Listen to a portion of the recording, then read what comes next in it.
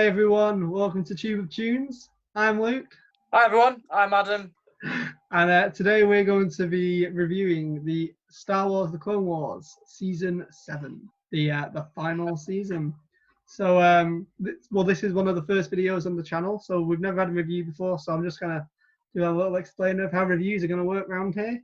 So we're gonna start off with some non-spoilery stuff. So if you've come to this review to see whether or not you want to watch the show, that's fine. We won't be spoiling anything for the first few minutes, and then we will move on to spoiler talk, but we're gonna let you know beforehand, and we'll give you a chance to click off the video if that's the case. Let's get started. So I think we should probably start off and say like our relationship with Star Wars. So for instance, like I like Star Wars, I like most of the films, but I like all the TV series. And the prequels, I enjoy them. I think the story behind the prequels is really good. I think it's probably the strongest story out of all of the trilogies. But I'm not mad on the films themselves. Like I don't think the execution was great. Whereas I know you're like the opposite. You love the prequel. Yeah, I think the thing is with the prequels, we obviously grew up around them, didn't we? So We I did, think yeah. I think like when you get the old OG Star Wars fans, obviously for them, they grew up with Luke Skywalker, Han Solo. So obviously the prequels to them was very different. But I know what you mean. I understand what people's issues were with the prequels, but for me, like it depends what you want from Star Wars, I guess. Like for me, I love the Jedi and the Sith. That's for me what is the core the core thing of what Star Wars is. So I love. So if you're about the Jedi and the Sith and seeing them in action and in the prime and the peak, I think that's the prequels will be for you, because I think you will, because you love the action. For me, I just love the action. I think it's fantastic. But yeah, I understand the plot holes and the issues with the storytelling. But I think to be fair to the prequels, I do think they get better as they go on. So I do think Revenge of the Sith was the best out of all the prequels, and it is my favorite Star Wars film out of all the films. Which is why it relates to this video, really, because for me, Revenge of the Sith was the best one. I just thought because of the non-stop, there was always something happening. In the next scene, there was a big action sequence that, the lightsaber. For me, the lightsaber fights were the best in Revenge of the Sith.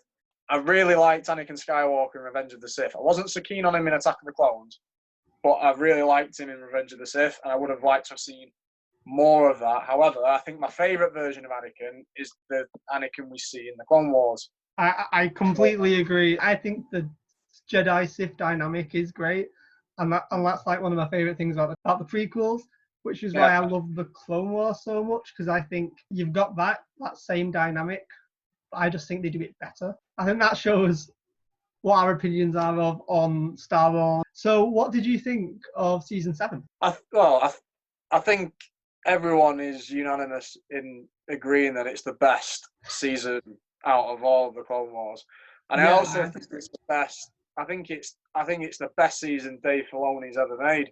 To be honest, including Rebels. Season 7 just blew me away. To be honest, I thought it was absolute. I think if you haven't watched it, you're really missing out. I think if you're a true Star Wars fan, you need to watch it. But I also think it saved the franchise. Yeah. So I'm just gonna say for Season 7. I really enjoyed it. I agree with you. It's been like the strongest season of the show. Like you said, I think if you're a Star Wars fan, you'd be silly not. Which brings us to our next point. Do you think if you haven't watched the first 6 seasons of Clone Wars, if you were just someone that you wanted to watch, you've heard Season 7's amazing, do you think Season 7 is a good place to jump on? It's an interesting question, that. Believe it or not, I have actually thought about that. Yeah. Luckily enough, I had already watched the first 6 seasons. The thing is with me, when I watch Season 7, there's subtleties and references to previous seasons in there. There are, which, if you have watched the previous seasons, it adds to the experience. Yeah, you're definitely going to get more from it. And I think if you did just jump on Season 7, you didn't know who Ahsoka was at all, you'd be like, well, what's her motivation? Why is she doing what she's doing? If you want the full experience, I would say you need to watch from Season 1 to 6. But I think, on the other hand, if you were just to watch Season 7, you would still enjoy it, and you would still get entertainment from it. And obviously, most people have seen Revenge of the Sith, I would say, if you're a Star Wars fan. So you would still understand what's going on, and you would still enjoy it. But I think there's a thing where, like, maybe if you haven't seen the first 6 seasons, as long as you have seen the prequel trilogy. Like, if you hadn't seen the Clone Wars or any of the prequels, this is not the thing to watch. Yeah. But like, maybe if you have seen the prequels, you know them really well, and if you know, if at least you've heard of the Clone Wars, you are aware of the fact that Ahsoka was Anakin's Padawan. I feel like that's the main piece of information that you'd need to be told before you. Don't think about Captain Rex as well, though. Well, so it's interesting because, like, if you look at the way the series is structured this season, there's 3-4 episode arc. The real story this season wanted to tell was the Siege of Mandalore. And like, the two main characters in that are, and this isn't a spoiler, it's Ahsoka and Captain Rex. So if you look at the first two arcs, the first arc is sort of reintroduces the audience to Captain Rex, and like, and it shows you his relationship with Anakin, which I think is important. Yeah. And then the second arc sort of reintroduces Ahsoka. It lets you know, it like reminds you that she's been expelled from the Jedi Order, or well, she ended up quitting. But like, I think it does try and introduce you to the two main characters that are going to be important in the third arc. Yeah. Yeah. I completely agree. We're on lockdown at the minute. Why not watch all 7 seasons if you haven't? Exactly. So, but like, if you, I think it's one of those ones. If you really want to watch Siege of Mandalore, I'd say at least watch all 12 episodes, not just watch those final 4, because then that will sort of introduce you to them. But yeah, like you said, it's going to be so much better if you watch the whole season. You've seen Ahsoka's entire arc. It's going to be so much more impactful. And there's going to be just like little references that are going to just go right over your head if you haven't seen. But I think this final arc of the season is hands down the best Star Wars film, because it was essentially a film. I think it's the best Star Wars film they've ever made. And like, it's incredibly emotional. Yeah. It genuinely made me cry. And no, I don't think any Star Wars films ever made me cry. I understand what you're saying. I understand there's an argument for that, for it being the best Star Wars story that's been. Yeah, I can see the art for it. I think now, shall we go into spoilers? This was you, sure. Your review, mate. So, if you haven't seen the Clone Wars Season 7 yet, and you don't want to be spoiled, if you don't want to be spoiled, click away now. We'll just give you a few seconds to click off. But we are about to start talking spoilers in 3, 2, 1. Disney bought Lucasfilm whilst they were releasing Clone Wars Season 5. So they were midway through production on Season 6. And they had a few episodes left, and they ended up putting them on Netflix in the US. And then we got Rebels, which was great. And then they did like Star Wars Resistance. And then finally they were like, you know what, we're going to go back. We're going to give you a few arcs from Season 7. Obviously, they were halfway through production on Season 6. And they released the episodes they'd made. There was a lot of episodes that they never made. So they released 2 of those arcs as like story reels. Have you ever watched? I haven't watched that. The first one they released was one with Anakin and Obi-Wan, and that's quite good. And it shows Anakin mourning the loss of his Padawan. And the second one was the Bad Batch, which of course they ended up making. It's interesting how like similar it is, but how much changes they've made. So then they added in things like Anakin talking to Padme, and like Obi-Wan knowing about Padme. What did you think about Obi-Wan knowing about Anakin and Padme? I don't know. I thought it was a nice little talk. I think it just adds more to the betrayal in us, doesn't it? Because it just shows that Obi-Wan knew all along, really. Yeah. And he was just, even though Obi-Wan and Anakin are just yin and yang. The Bad Batch. What did you think of it? Yeah. I just thought, those first 4 episodes, I saw as like a way to grip the audience more than anything.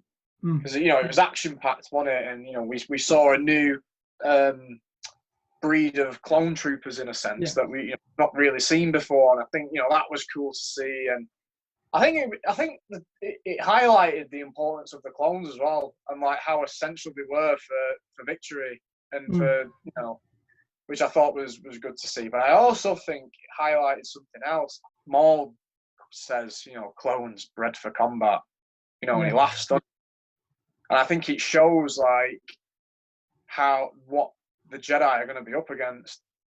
in a sense as well. I think it's foreshadowing like how dangerous these clones Oh, actually are. Like, okay. Yeah, that's interesting. like when we're watching it, it's like, oh, it's cool. Look at how dangerous they are, and you know they're so good for the Republic. But then, back of our minds, we're thinking, hang on a minute, like the They're Jedi are going to going turn on them, aren't they? You think? Yeah. Jedi are Fudged. But I thought it was cool. I thought it was great. I thought the missions were cool. You know, saving, you know, another planet from separatist control. I thought, you know, it's classic Clone Wars, wasn't it? Really. Well, that was it. I think that's what was great. Is like, I think some people maybe wanted like season 7 to be like all focused so much on Revenge of the Sith and like really leading into it. But like, I like that we got, like as you say, a classic Clone Wars episode. Yeah. That was good. But yeah, the first 4 episodes, like I say, were gripping. Classic Clone Wars. I think it showed off Anakin's power pretty well. I think it showed off Obi-Wan's power pretty well. I think it shows like how they've developed as well. Yeah, because I think like this was really the only time we saw them this season, wasn't it? Like they were in the first episode of Mandalore, but like obviously they're off Revenge of the Sith in. So it was good to have an arc where they were like maybe not the front and center. It was the clones and Rex, but they were definitely heavy players in it, and I really enjoyed seeing them. And like you said, it shows how powerful they were, which is I think is really important for Revenge of the Sith. Like there's the whole Dooku, my powers have doubled since the last time. And obviously Palpatine's like grooming Anakin. You can sort of understand it because like the stuff he's saying isn't like false. Like he basically tells him he's the most powerful Jedi, and like from the events of this season, you can kind of believe it. Like it's not. You can see why. Like yes, Anakin's arrogant. You can kind of understand why he is one of the most powerful Jedi. I think Anakin was the most powerful Jedi. I think if he had reached his full potential anyway, he would have been far more powerful than any Jedi or any Force user that's ever existed. Okay, I really enjoyed the Bad Batch arc. I thought it was fun, but I really enjoyed it. I liked seeing all like the new clones, and I thought D. Bradley Williams did a really good job. So I thought they were really good. What do you think about them introducing them like in basically in a final season where they don't really come into play again? No, I get what you're saying. I think I would have liked to have seen them if they were there this whole time. You do wonder like why haven't we seen them before? And like it would have been cool to have seen them in previous. Yeah. I think the reason they've done it is because for season 7. I think they needed something that was classic, but something that was new at the same time to grip you in. Overall, I enjoyed it, but I just thought it's something to think about. That like I think it showed how good Rex is. Yeah, because he was able to hold his own against enhanced clone troopers. So I think that served that purpose. It was to show like how good of a captain and commander Rex was, and how Ahsoka's walkabout. That's like the second arc from this season. Oh, I personally really enjoyed this arc. I think again it was a very classic Clone Wars type story. But I've also heard it's the least liked arc from the season. Yeah. Go on. Your face says it. Yeah, for me, it depends how you look at it. If you look at it in a superficial sense, yes, they are the most boring. Like the first 4 episodes, you get these new enhanced clone troopers who are tearing down droids and they're rescuing people, and there's a lot going on, and then it goes from such a high pace, and then they really bring it down, and then they introduce 2 new characters who you never hear of again after those 4 episodes. But I think it's, for me, because it was quite slow paced. I thought it was the least memorable of the series. It was the least memorable, and it wasn't like when you think of season 7. For me, I think of the Bad Batch and the missions they went on, and we all obviously the final 4 episodes is what we're all really watching it for. Yeah. But I think if you look at it on a deeper level, I think it serves the purpose of showing where the Republic has failed the wider galaxy. Yeah. Because it shows like the lower levels of Coruscant, and it shows why people may resent the Jedi and why people may resent the Order and the Republic. And it shows that they've been, well, from the perspective of these girls anyway, they feel as if they've been abandoned by the Republic. They feel like the Jedi have abandoned them. They feel lost, and it also shows why people in these lower levels, turn to like jobs. They work for the crime syndicates, don't they? The Pike syndicates, for example. Yeah. So they, it shows that why the lack of assistance or help from the Jedi and the Order has led these supposed innocent girls to working and trying to make a living, doing everything they can, and turning to crime bosses. And Ahsoka's seeing this. It's reinforcing Ahsoka's conviction of why she left the Order. And I think it shows, Ahsoka does, go on an adventure with them. She does help them, and she does help better these girls' lives in the end. She can see she can do that without being a Jedi. She can just do Yeah, it exactly. in her own And right. I think that's so. Therefore, it does add to the later episodes. See, I agree. Like, this one is the one that I really enjoyed this episode, and I think it was integral to the story. Like, because I could see more so than like the Bad Batch. They were like, "Oh, we're using Bad Batch to like reintroduce Rex," and like it does, but it's not super Rex episode. Whereas this clearly was to reintroduce Ahsoka. And you can't say she's not the focus of this arc, like, and it really did help set her up for the final arc. And obviously, this was a season 6 episode. When you see this episode, you get the sense that Ahsoka left the Jedi Order a few days ago. Like, like for us, it was like 8 or 9 years ago. Yeah. I think this was an important story that needed to go. I think it's interesting what you said, where like, this is her seeing what's bad about the Jedi, and it sets up like why people distrust the Jedi. And I think it does, and it does reinforce those those feelings that she had basically in the last time we saw her when she left. It's interesting because then the message that Ahsoka takes out of the final episode, is more the fact that yes, these girls didn't like the Jedi, but as soon as they found out she was an ex-Jedi, they weren't like, "Ooh, I'm not talking to you." They were they were still quite accepting of her because at this point they already knew her. The thing she took from the episode really was, well, if you can trust the Jedi, maybe I can trust the Jedi. And that sort of sets up asking Anakin and Obi-Wan for help in the Siege of Mandalore storyline.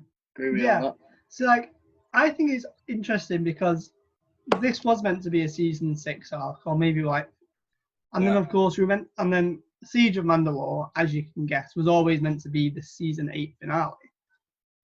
I do think I think it is a little noticeable because I think by the time we get to Siege of Mandalore, Ahsoka seems to have grown a lot since she's left the Order. But when you watch season 7, it's sort of like, I left the Jedi Order last week, I'm going on one adventure with these 2 girls, and then suddenly Siege of Mandalore, and she's suddenly grown so much. And I think, like you were originally saying, that the message of that arc was meant to be, yes, I'm right to leave the Jedi. But because they had to move into Mandalore, I think they were like, oh, we need to pivot a bit. They needed to get Anakin and Ahsoka back together, basically, just even if it was just for a few scenes. So I think it's interesting how that has sort of influenced the arc. I thought the Clone Wars really showed why Anakin eventually turns to the dark side of the Force, and I think if you just watch the films, like you say, it can appear to be fairly sudden. Yeah. Whereas the Clone Wars show how frustrated Anakin gets with the Jedi and the Council over 7 seasons. So then when it finally happens in Revenge of the Sith, right? Well, it makes more sense. You can now understand why, from his point of view, the Jedi are evil. Yeah. To steal a quote. You see, even in the Siege of Mandalore, Ahsoka, they're like, oh, we have to go after the Chancellor, and he's like, oh, I have to save Coruscant, and she's like, no, you're fighting politics. You're not the Jedi aren't doing it to help the people of Coruscant, which I think is maybe I think it's a little unfair. Coruscant was also under attack, and you can understand why the Jedi wants to save Coruscant, where they live, more so than Mandalore. But at the same time, she has a point. They shouldn't not help Mandalore at all. It is interesting because they were pulled away. But shall we get into Siege of Mandalore? 4 episodes. Let's go. Go. What do you think? I think we've made it clear what we think from the start, haven't we? Yeah. No, I think the final 4 episodes for me were just closest thing to a masterpiece I've ever seen. Yeah. That's just I was just I agree. Like it was completely blown away by the last 4 episodes. I thought it was absolutely phenomenal. I thought the way it tied in with the final, with Revenge of the Sith, and the little subtleties thrown in, I thought were just it got me excited and like to watch Revenge of the Sith more. Like after I watched the final 4 episodes, I threw on Revenge of the Sith straight after it. So I watched it on Sunday. So Right, okay. so I'd seen the first 3 episodes of the arc, and I thought, well, I'm gonna watch Revenge of the Sith, and then I watched episode 4, and then I rewatched all 4 episodes. Yeah, I think it was just the way like they enriched the story with all those little things about like the Jedi being corrupt, and so Anakin gives Ahsoka back the lightsabers, and now they're blue, like instead of green. But I mean, it shows that like he's been thinking about her, and that like you know, like the fact that it was another way they just said like, well, it sort of shows how controlling he is. He did it obviously to be nice and because he was thinking about her, but like it is quite a controlling thing to just do it without asking. Like I never looked at it like that. It was something Dave Filoni said, and it was just sort of thought, oh, that's a nice touch. Like no, I can understand that point. Obviously, they get called back. The siege must go on. So Maul's back. What do you think of Maul? Maul's brilliant. Like I liked how they combined the two. They used Sam Witwer's voice and then the motion capture with Ray Park and the fight. Yeah, that was phenomenal. But yeah, I think going back to the arc, because Anakin's kind of got that. He almost looks exactly like he does in the film, doesn't he? You know, like I think that was a benefit of it being a new season. They were able to like make a new model, and like he looks exactly the same. Better, isn't it? Sorry, I was gonna say like I think they showed off Anakin's power really well in the you know when he's walking out in front of those droids and they're all just shooting at him, he's just casually just throwing the shots away with the Force. I think we show his wit and how cunning he is as a warrior when he tries to trick the droids and then he gets the clone troopers underneath the bridge to blow it up. Yeah, that was brilliant. So I really liked how the show showed that off well. And then I also liked the connection that we saw between him and Ahsoka, and because when the smile at each other one last time, don't they? Yeah, and like, that bit was so tragic, like because like they were just like, oh, see you later, and like we knew that they weren't going to. Yeah. Well, like I think that was the last time Ahsoka would see the light. That was an emotional part as well for a lot of fans, I would say. There was a lot of things like that. Ahsoka literally says in Rebels, the last time I saw my master was when he left Fetch Palpatine from Dooku. Yeah, but she was, consistent with that. They were consistent with that. Like there was when they meet Rex, and he's like, I fought with Ahsoka Tano from the first thing in the Clone War to the Siege of Mandalore, and you're like, yep, that happened. Kanan's like, the clones betrayed us, and he's just like, I didn't betray my Jedi. I removed my chip, and it's just like. It's like, okay, technically he almost did, but like he didn't. Like I was thinking that as well. So I was like, well, you didn't take it out yourself, did you? Like no, because I was because of that, like because I'd remembered that. I was sort of expecting like when Fives removed the chip, I thought, well, maybe he's already removed the chip when because of Fives, and we just hadn't really been confirmed either way. And like at first, because like it took him like that minute longer to register Order 66, and he fought it, he gave Ahsoka that like fighting chance.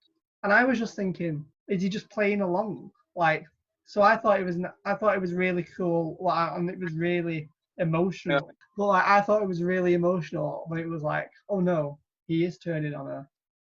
Yeah. And it was one of those things we know she doesn't die.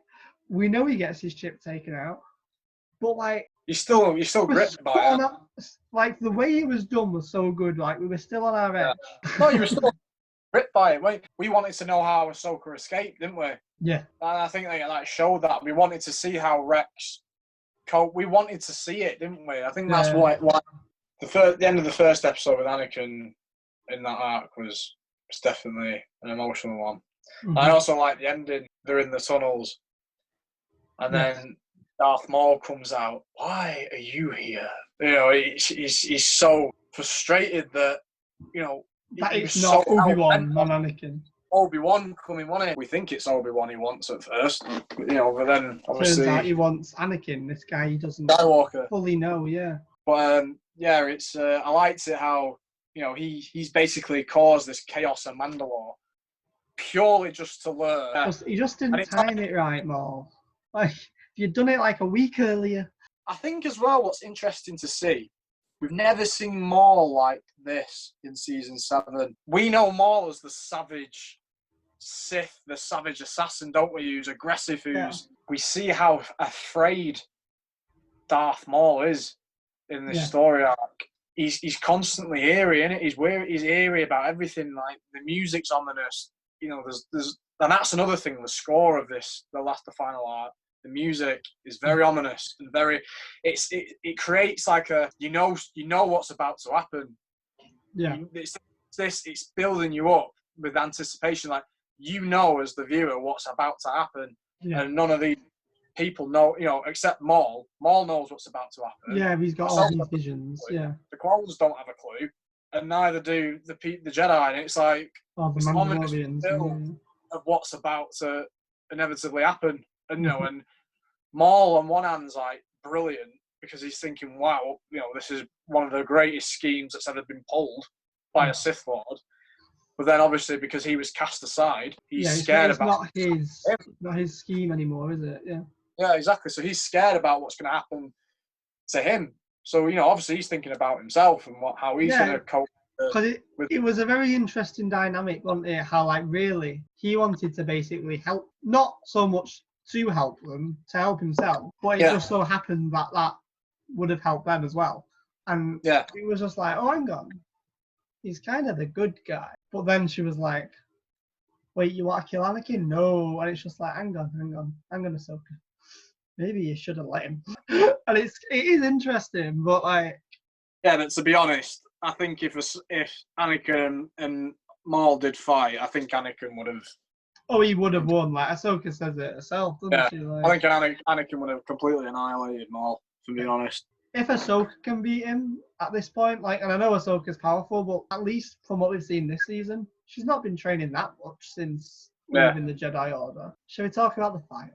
Yeah, of course. The fight was was tubular. It was phenomenal. It was such a good. Honestly, you could tell though, like the way he moved was just like the way he moved in the Phantom Menace. Yeah. You could tell it was Ray Park. It was Darth Maul, wasn't it? Like, it's just brilliant. Honestly, it's just in terms of like an action, if you want to see a fantastic lightsaber fight, brilliant. It was brilliantly choreographed. The Thunderbolt who they had to do Ahsoka, like she had to learn this. Like she suddenly had to learn this like 2 lightsaber like combat in like a few days, and like she did brilliant, like all the flips and stuff. Like you've never seen Ahsoka this powerful, and it was, and the way they choreographed it on like the beams of the ship. Like I don't know what you call it, but like those little like ribbon things. That fight up there was. It was like the cinematography was great, the action was great, like the choreography was great, the music, like you said before, the music was brilliant. Like there was a little like Duel of the Fates type music, and apparently there was the music from the Duel of Fates, and it was the music from when Ahsoka fights Vader on Rebels, and they merged those 2 pieces together to create this. And I thought, well, that's. Maul's just screaming at the end, and you're all going to die. Just absolutely going. And you're just there thinking, oh my god, yeah, they are. He's right. I think the most ominous episode is episode 3. Well, it's like that's Order 66, isn't it? Yeah, I think it's like the first 5 minutes. They're not really talking much. It's more the looks that Maul's looking at them all, like he knows what's about to happen. Ahsoka's feeling like something's not right. Yeah. Obviously, so in episode 2 and 3, we get like events of Revenge of the Sith lead into here. Like we see see the Jedi Council meetings. We see Obi-Wan talk to Ahsoka, and it's just like, oh, well, we'll never get that information. We'll never get that information from Dooku now because Anakin's just killed him. Got chills watching that. Yeah. I got chills when I watched that. Man, that's just yeah. Because it's interesting, isn't it? Because like obviously Obi-Wan doesn't know that he was unarmed when he killed him. He just is like he wakes up on the end. He's just like, oh, Anakin's killed him. And it's just like, well, cool, I killed Maul. Or he didn't. But, like, do you know what I mean? Like, he just sort of goes, well, Anakin's killed Dooku, and like he's not like being super dark and ominous about it. But we're all like, well, that's what I'm saying. Because like in Revenge of the Sith, the film, Obi-Wan seems quite happy, doesn't he, that Anakin's killed Dooku, but in Clone Wars, he seems a bit more like maybe he shouldn't have done that. Do you know what I mean? I think it's also because like that it's in the same conversation where it's like the council have asked Anakin to spy on the Chancellor, and like they're just like, and she's like, and how's he taking that? Well, and I think he knows that Anakin's Ahsoka, you see the relationship between Anakin and Ahsoka because Ahsoka really understands. Like straight away, she knows how he's going to react. She's like, she completely disagrees with it. She's like, why is the Jedi making Anakin? I can't imagine Anakin being happy with that. You know, he's raised him. He's been a mentor to him, and you're doing that to him. You know, it's like it kind of reminds Ahsoka why she left. Maul's in his like little prison thing, and Ahsoka's got that bit where she like sees the Force or she hears the Force. Oh yeah, her face when she hears like Anakin's, what have I done? I don't know. I think that just like that was one of those things where like that was very impactful. The conversation Ahsoka and Rex have before that happens, it's like they're basically just complimenting each other and just saying, you know, she's basically saying, so you're not just a soldier, you're also one of my best friends, and good things come out of this war. That's why it was emotional, really, because I think that scene, and then immediately what happens following that, it just adds to the whole climax. You know what? Like her not going to that meeting probably saved her because otherwise she would have been like right there when they were about to turn. Like that was a benefit that she wasn't next to them when they turned. She had to she sort of walked towards them and she saw it coming. What do you think of Ahsoka breaking Maul out? Like I was expecting a full-on team up, and so was Maul. Yeah, I think that would have been. I thought that would have been cool. I thought it would have been cool if we saw Ahsoka and Maul back to back, like fighting off the clones, and I thought that was a bit of a missed opportunity.